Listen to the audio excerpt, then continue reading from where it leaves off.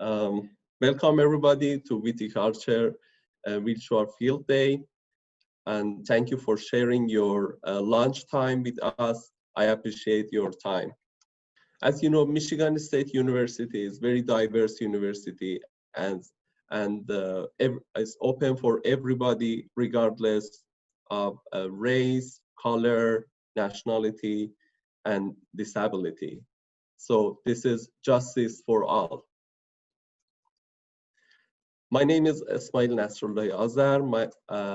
I'm viticulture production extension educator in Northwest Michigan. And you can reach me via email, or you can call me. I will be more than happy to be in touch with you and answer your question or anything else. So please call me. So I'm pretty sure everybody knows how to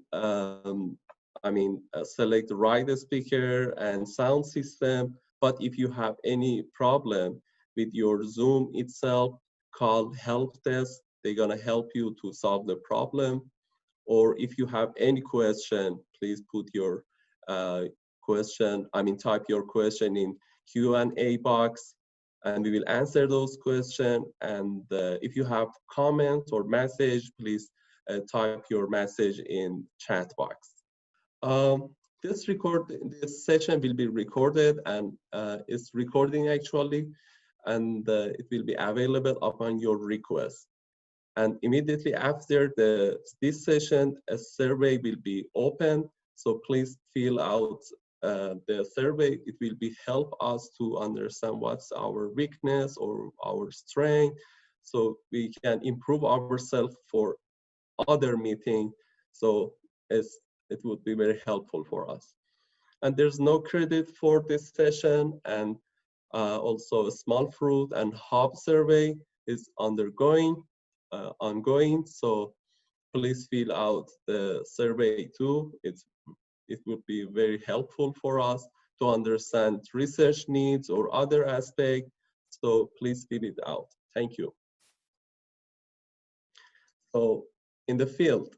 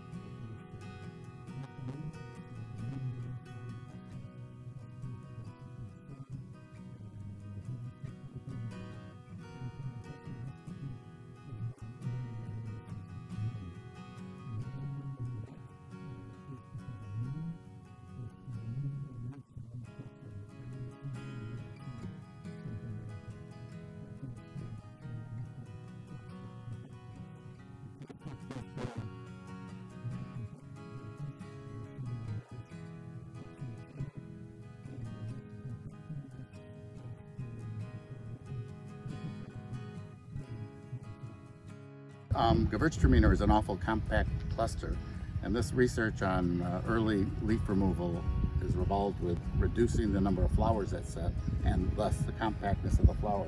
Gewürztraminer is one of those ripening varieties that you kind of pick before it falls apart from rot, and if you have a loose cluster, you can get all the aromatics you want and pick a little bit later. Not only pick at a higher maturity, but pick at a higher ripening without rot.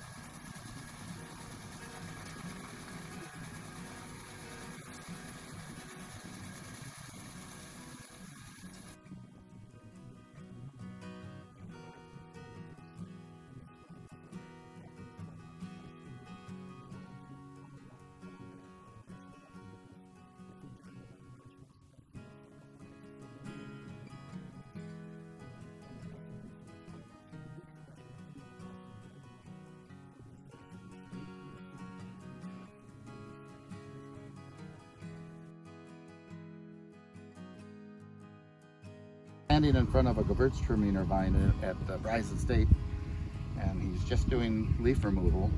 And one of the first things we noticed was that it removed all the residue of the bloom that isn't set. You can see two different pictures if he wants to show it to you. These flowers have no residues left in them, and you'll have a reduction in botrytis, better than you can get with sprays. Now you have no dead plant material, flower material at the bloom, which is the most important inoculum time for botrytis during ripening season. So you're getting an effect from a mechanical way without using chemicals.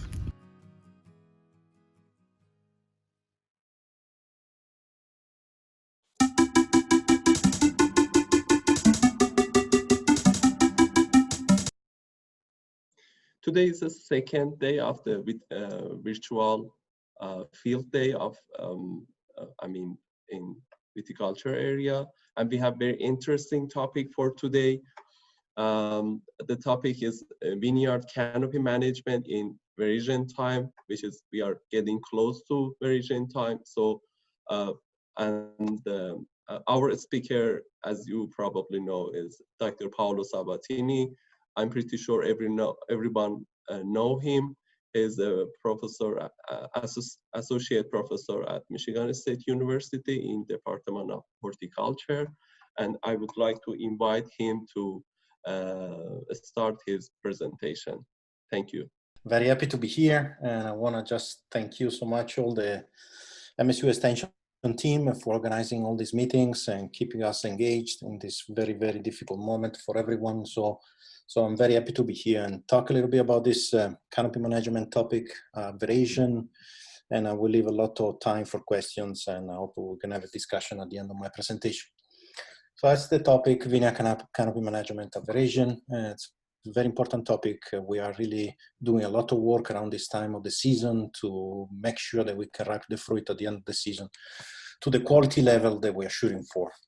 What is veraison? Veraison is a very, very particular time of the season of the berry growth. This is the berry growth that we divide in general in 3 stages. Stage 1, after fruit set, we are getting to stage 2 when we have this slowing in the growth of the berries, and that's the time of veraison when the berries are changing color. And after we enter stage 3, that's the stage in which you will see later. We do a lot of work in accumulation, a lot of different compounds that are very important for fruit quality. The most important thing that happens during veraison are 2. The first one, you see this immediately, this increase in sugar accumulation very, very quickly. And the second thing you see is the changing of color. So accumulation of anthocyanins compounds, color compounds, red varieties. And in white varieties, the grapes are turning from green to yellow. So there is a degradation of all the chlorophyll pigments. And when we talk about metabolites in the grapes, you know that most of them are located in the skin of the berries. And you can see the list here. A lot are also in the pulp, and several other in the seeds. And here we are here at the time of veraison, and you can see what happened at the time of veraison. At veraison, the first thing that happens is this quick increase in sugar accumulation for a few weeks after you reach a plateau. And after you have a huge accumulation of color compounds, you see here, and the berries are turning red until the end of the season. The tannins tends to be accumulated early in what we call the stage 1 of the season, and after they reach a plateau and they stay pretty constant until harvest. The same for the acid, mainly the tartaric acid. You have an accumulation and stay pretty stable until harvest, and the contrary for the malic acid that tends to increase in stage 1 of the berry growth, and at veraison they start to decline due to the respiration of the grapes. And it's the most important substrate for energy used by the grapes at the time of the season. So sugars are very, very important because sugars are signals of turning in veraison the grapes. So in general, when we reach around 10 bricks, that's the which veraison starts, really kicks in. So sugars are not only important because we know they are the most important drivers of fruit quality, but important because they are signals for that compound to start to accumulate. So the early we reach this kind of threshold, the early we enter in veraison. Some years we enter in veraison late, some years we enter in veraison very early, like this year. I saw a picture before on Marquette in full veraison, for example. And that depends by two factors. First, temperature, high temperature and high light interception of the vines give you an early variation. The second is when you reach this early sugar accumulation in the vines. So all the work that we do early in the season to make the canopy the best that we can are very important at this point, because canopies, they are managed very well, that tends to reach this magic number to tuning variation of the grapes early in the season. So when we take a look at what happened in the vines, we are this time now averaging. In my first meeting a few months ago, we talked everything that happens in the vine early in the season. Now we are here. You can see here that the berries are the most important thing. It's the most important component of the vines. They grow the most in compared to any other organ of the vines. So here in variation, the berries are really the driving sink of all the activities of the vines. You can see that the trunks grow early in the season, it goes down. Those are the shoots that start to slow down at time of variation. They're gonna regrow again at the end of the season. But this time, really the berries are the most important component of the vines. They require a lot of attention. And they start to become the most important sink, the most important container, all the activities that the vines are doing this time of the season. So when we talk about canopy management of variation, we talk mainly about three things: leaf removal, edging, and crop control.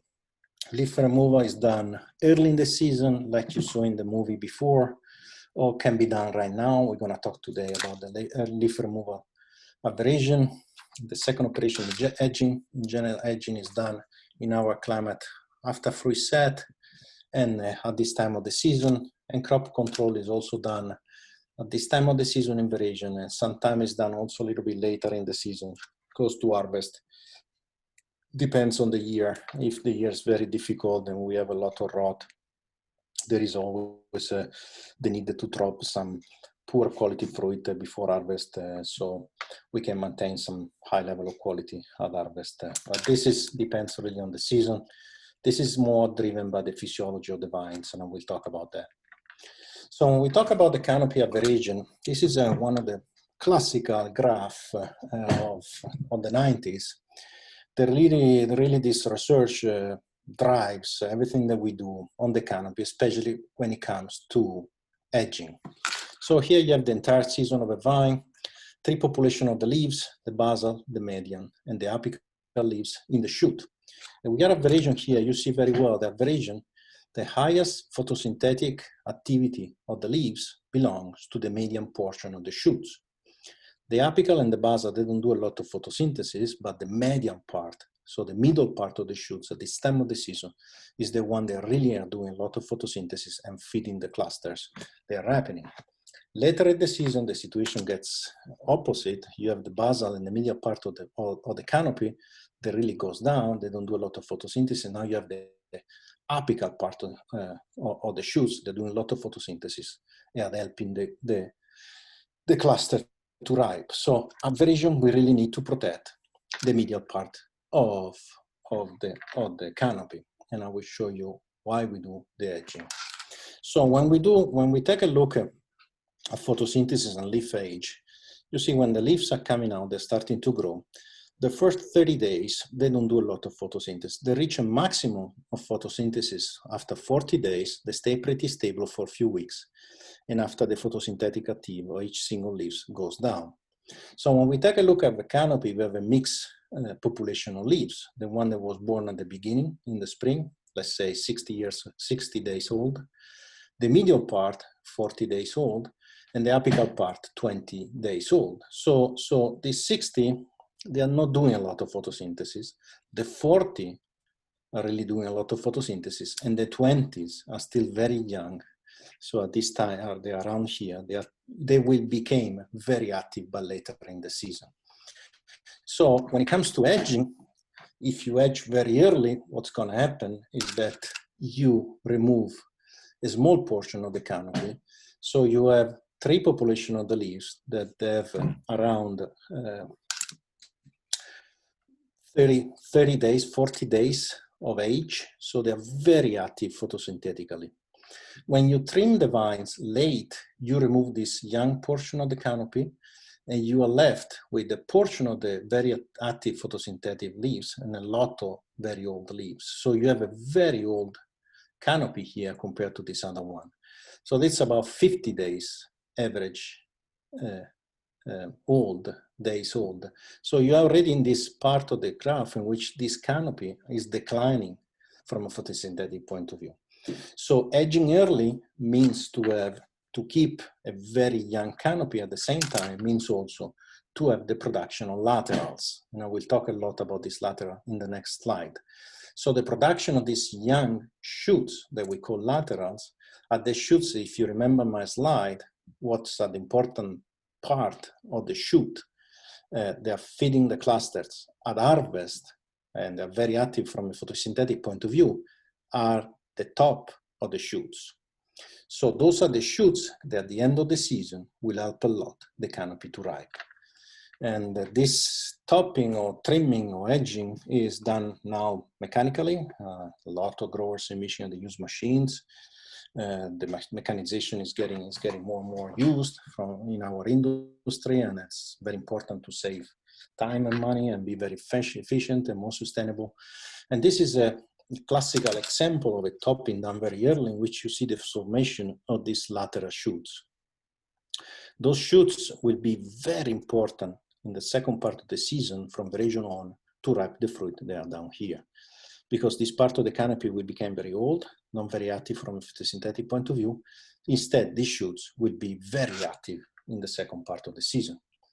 This is an example instead in which the canopy was not managed very well, very vigorous soil, very vigorous rootstock. You see that here we are very, very modern variation. So you see here the red clusters. So we are way beyond variation time.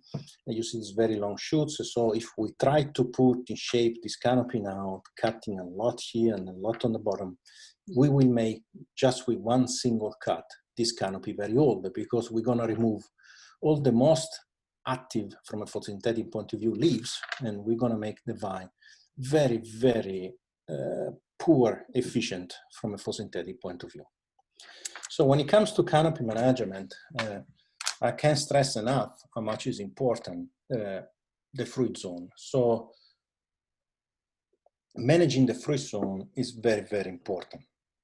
And we manage the fruit zone in two different ways, with cluster thinning and leaf removal.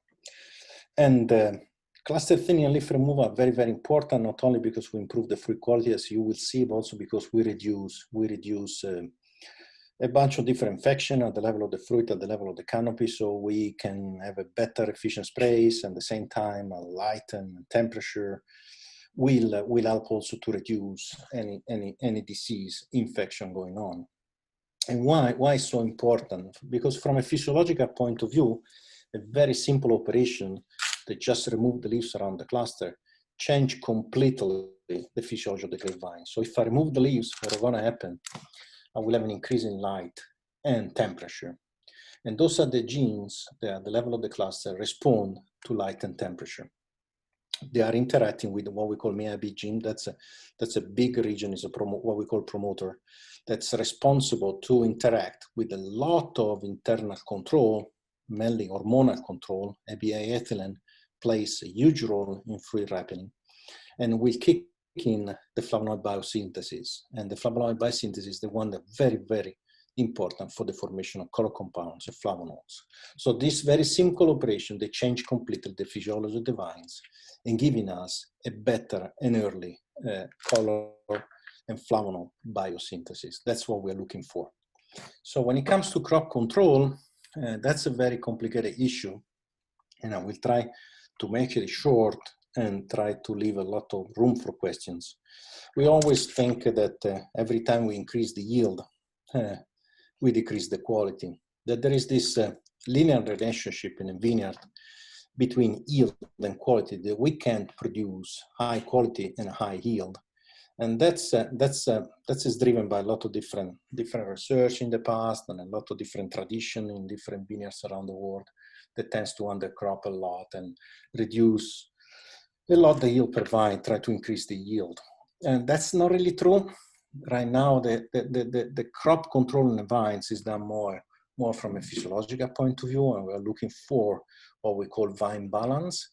That is the ratio between leaf area and the amount of fruit that we have in a vine. So if we take a look at that, increasing leaf area and fruit weight, you see that fruit wine composition, we reach a maximum when we get around 10-14 square centimeter of leaf area per gram of fruit.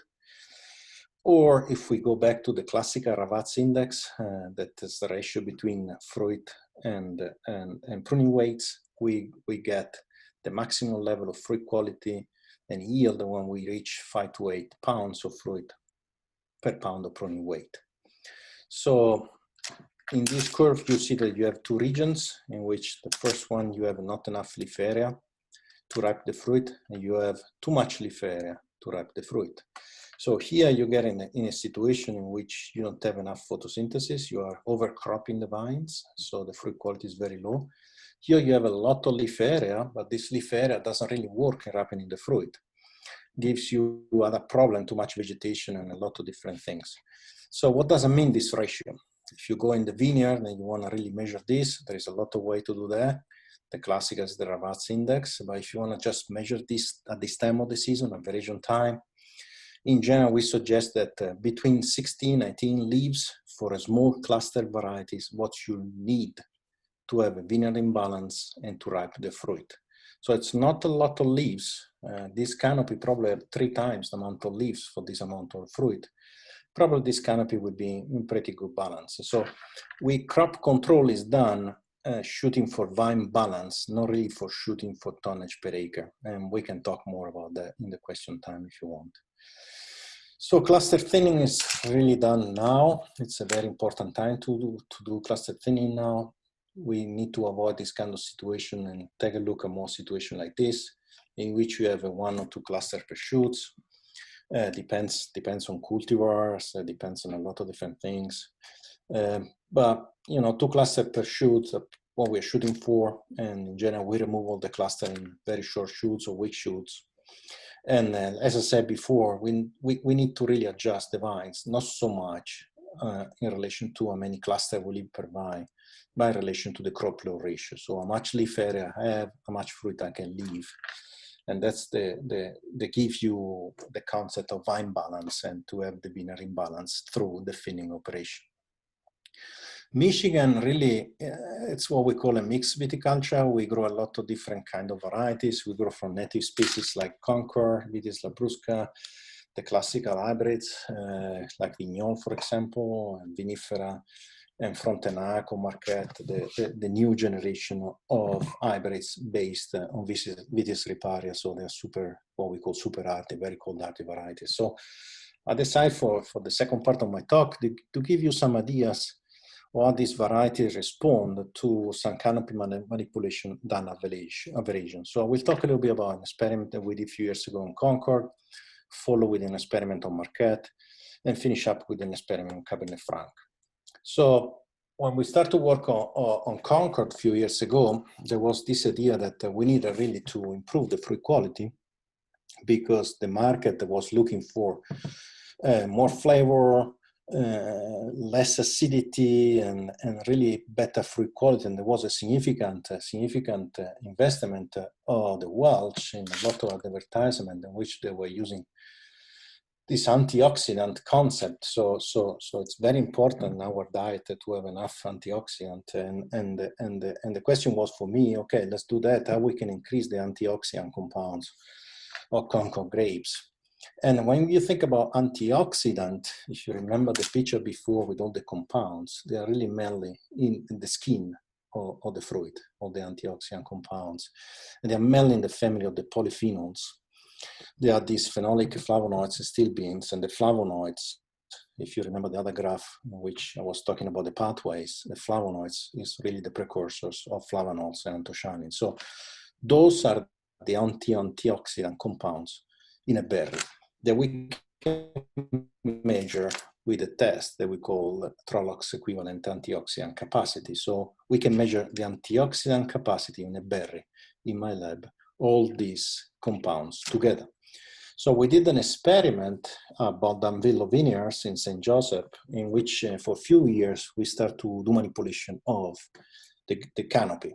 through shoot positioning technique, leaf removal technique in Concord. You can see that we shoot for techniques that were giving us 100% cluster exposure to sun, 50% of the control, the classical very, very congested canopy of Concord, which we had no light interception at the level of the clusters. We measure all these parameters through thermocouples and light sensors. So we were pretty sure that we had, this kind of environment on the canopy is to be sure that we were able to connect antioxidant capacity to environmental condition of the fruit during the veraison time. So we had 3 treatments: full sun, partial exposure, and shade. As you can imagine, when you put a cluster in the shade, Brix are pretty low, and full sun and partial exposure, a little bit of sun give you already an increase in Brix, a decrease in pH and in acidity. That's pretty classical, and a very nice increase in color compounds, phenolics, and antioxidant capacity. That was the most interesting results that we had that follow the phenolics compounds and the anthocyanin compounds. So every time you put a cluster in full sun, you have a high concentration of antioxidant. Every time you are in the shade, you have a low concentration of antioxidant. The experiment was done during the season, and we did the canopy adjustment early in the season at 1200 growing degree days. When we do crop estimation, the treatment leaf removal shoot position was done pre-veraison, veraison, and post-veraison. And these results are very interesting because we didn't see any timing effect. You need to do leaf removal early or shoot positioning early or later, you still get an increase in antioxidant, but no difference between the timing.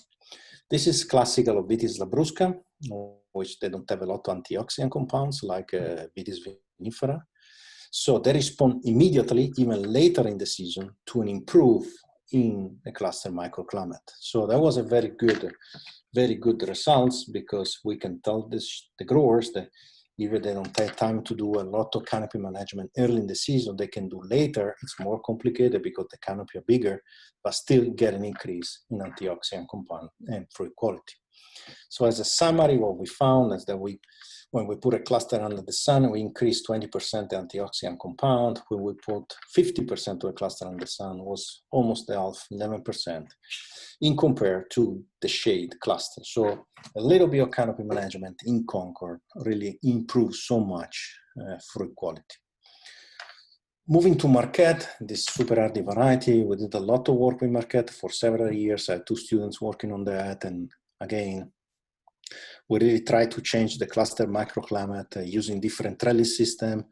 We use an high-wire cordon, a Geneva double curtain, or a moving trellis. At the time, there was some interest in growing, and I'm talking about 10 years ago, there was some interest in growing Marquette in a VSP trellis system. A lot of people were thinking that Marquette was very similar to Pinot Noir, so it needed to be grown as a vertical shoot positioning like a Pinot Noir, and we did the experiment, and we then found out a lot of results from the trelling system, and we found out that GDC was the best, because splitting the canopy, you have more light going through the fruit, and we always produce more fruit with our quality with GDC. It's more expensive than an high-wire cordon, but from a yield point of view and quality fruit and fruit quality point of view, it was the best training system in this experiment.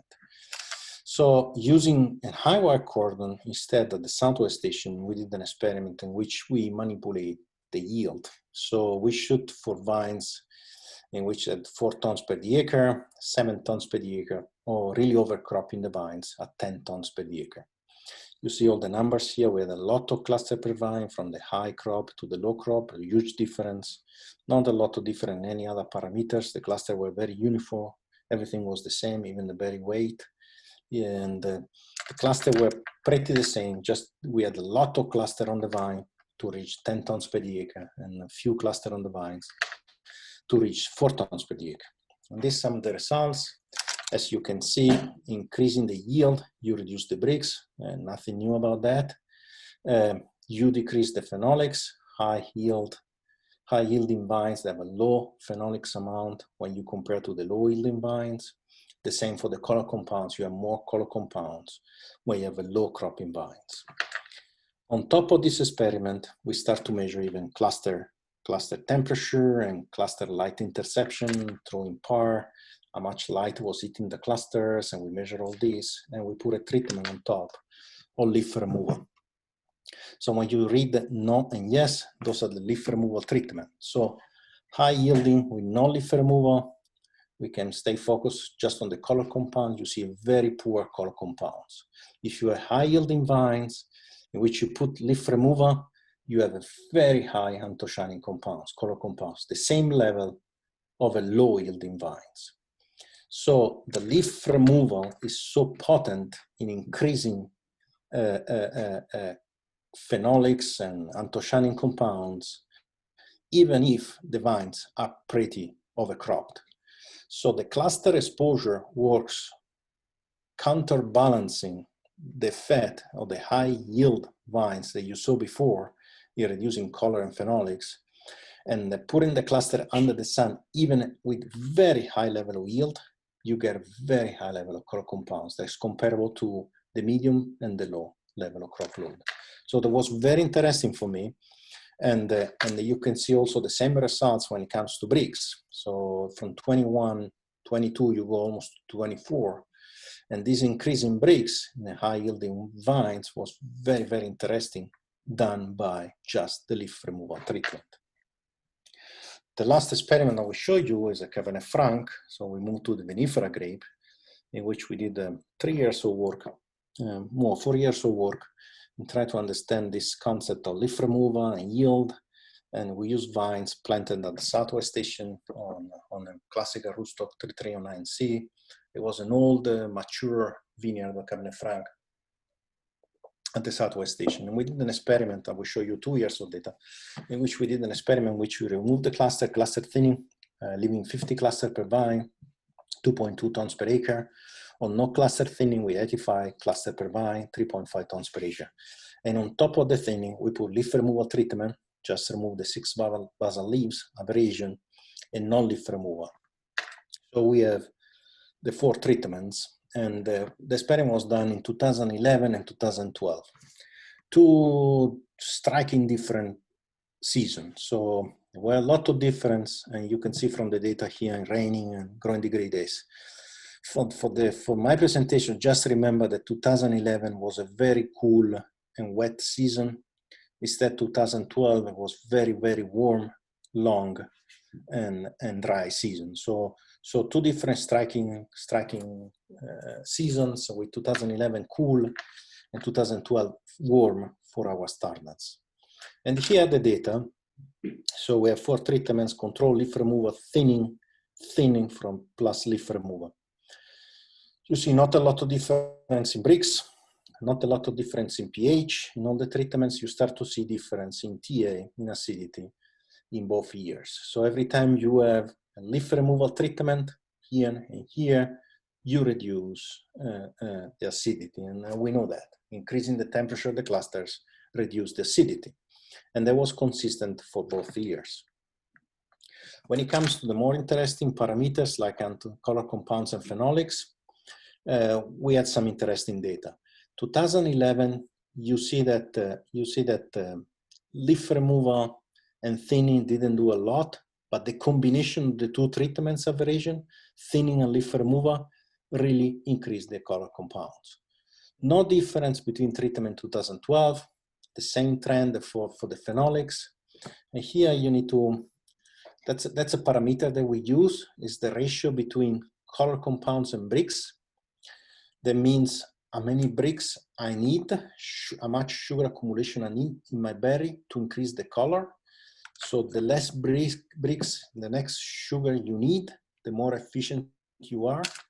You can see the efficiency was the same in all the treatments, was very high in 2011 when it comes to thinning plus leaf removal treatment, but no difference with the other treatments. So what does that really mean? Let me try to explain what the difference between the 2 years and the treatment with this graph. This is the color compound accumulation per day. So it's milligram or gram of color compounds per day. So is the rate of color compound accumulation, 2011, 2012. Two things. The cool year, first of all, it's the efficiency, the rate of the color compound accumulation is lower than the warm year, 0.03 less, more than 0.04. So you see that the warm year gives you an advantage in accumulation of color compounds. And now you see two things here. The first, that there are two treatments here that are different from the other ones. These two treatments that are very, very efficient in 2011 was thinning and leaf removal and leaf removal. In 2012, you don't see any difference between the treatment. They're all the same.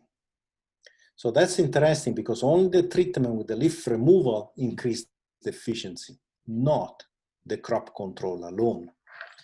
That's the first thing. The second thing, very interesting, is, at least for me, very interesting, is that the 2012 was a warm year. The early variation was talking before. You see the variation came here. Okay, the full efficiency of the treatment came 10 days after variation. In 2011, the cool year, you need to wait another 20 days to really boost the efficiency of the treatment. And this is driven by temperature. So 2012 was very warm, early variation, early efficiency. 2011 was very cool, late variation, late efficiency. What does it really mean, this? From a viticulture point of view, from a winemaking point of view, this is the frequency in 11 classes of the anthocyanins in relation to the old treatments that we have, and the percentage of each single observation that we had in the field in a frequency percentage rate. What does it mean? So you see in 2011 that there is this nice curve in which you have a lot of berries in class 7, so very high color compounds concentration, and they are all around classes 6 and 7, 8 and 9. That's the population, very uniform. And when it take a look at this other population here, you see a lot of berries in class 1, class 2, class 3, with a mean in class 5, and goes down even to class 11. So very spread the distribution. This is very uniform. And this is the treatment, thinning plus leaf removal. Makes you harvesting grapes that have the same amount of color compounds that are very uniform and very high. This spread like this is the control, in which you have a lot of berries with no color, a lot of berries with a lot of color, with a mean around class 5, so an average color compound accumulation. So here you have Paolo. Yes? We have less than 1 minute left in the official program time. This is my last slide. Super, thank you. So in 2012, you see that all the treatments are the same, they're very uniform, and there is no difference between the treatment. So 2012, the warm year, gives you a very uniform population of treatment, independently of the treatment applied on the vines.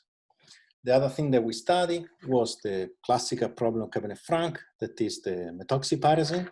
And you see that in reducing the yield on the vine aberration, you get a reduction in methoxypyrazine.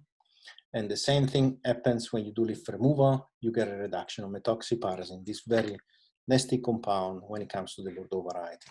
And to conclude, I want to show you this graph that is, yes, we did all the work at variation, but if you do the work earlier, what happened? If you do leaf removal early and crop thinning early than variation, you get this kind of data in which you have an increase of what we call the coefficient of variation. So the variation of our data from a statistical point of view. So not really uniform data here, very uniform data here.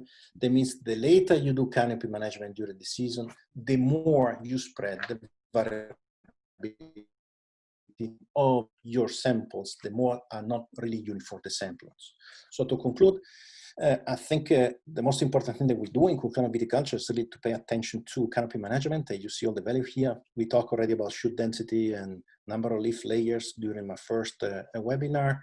And today we talk about cluster exposure. It's very, very important. We need to have cluster exposure around 50-70% of the cluster to increase fruit quality. And crop control needs to be done based on crop load. Fruit zone management, we talk so much. Leaf removal, cluster thing are the most important thing to do. Pruning is another thing, but that would be another webinar. So with this, I'm open to any kind of question. Thank you for your attention. Thank you very much, Paolo. Thank you for sharing your experience, your knowledge. So please ask your question if you have a question. Okay, we received the first question. I'm behind on shoot thinning. Should I finish that now or just do leaf removal? I think you are going through the vineyard, and the most important thing will be do leaf removal. But at the same time, every time you see very short shoots, and every time you see cluster touching each other, there can be a source of disease. You need to remove the shoots too. So try to do a pass in which here and there you do also some shoot thinning. That would be very important, especially when the cluster are touching each other and the shoots are too close to each other. Leaf removal is not enough. You need to spread up the shoots and give a little more room to the cluster. Bill, thank you so much. So Paolo, we have 3 questions. Okay, I can see. Let me see. Okay. Does this info also apply to table grape? Yes, for the varieties that were grown in Michigan, yes. It will be important. It will be important even for table grapes, light and temperature to get them ripe, especially for red cultivars, to have more uniform color around the berries. It's very important that the cluster will be under the sun. I'm having trouble understanding the edging. Are we removing the tip of the shoots? Yes, that's what we do. We remove the tip of the shoots, different length.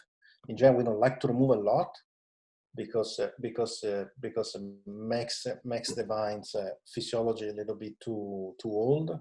So we tend every time the vines, like the shoots are getting over the last catch wires, and they are few centimeters, few inches above the last catch wires, we tend to edge. So we tip, in general, we cut just the tip of the shoots. It looks like we lost Paolo, so we will actually take these questions and we can send you some answers over email as we are over time as well. I will make sure Paolo gets these and can respond to you all. So thank you so much for attending. We will have the series the rest of the week from 12 to 12:45. So we hope you are all able to join us the rest of the week. Yeah, thank you for joining the field day. So I hope Paolo can connect again, but we will answer those questions via email. Thank you so much.